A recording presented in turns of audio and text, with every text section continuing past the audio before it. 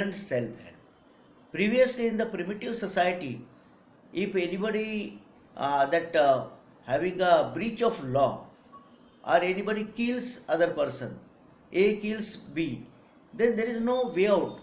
But B, by using his personal force, kill those person or harm that person or do whatever they like, because there is no systematic development of the that criminal law in those days.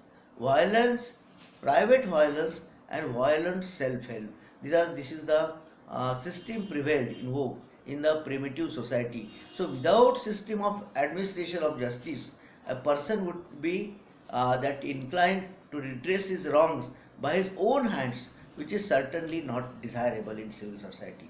Because in those days there is no systematic developed that criminal law, and that's why the law, who is a mighty person, who is having a strength, he takes into his hand the system of punishment, and he punishes the other person, that is a tooth for tooth, then eye for eye, then head for head, like the system of the punishment in those days, where no civilized society is there.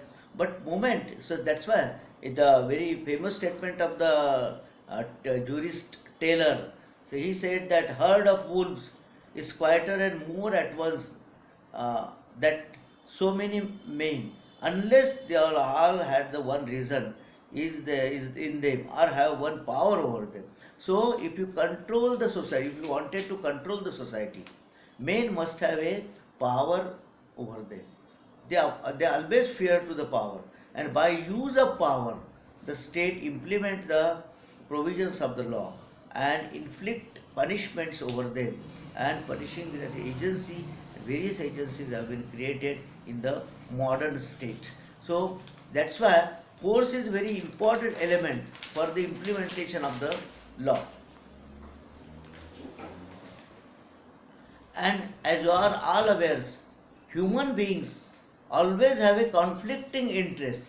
They do not match with each other. And if there are conflicting interests they are having, so then always there is a quarrel.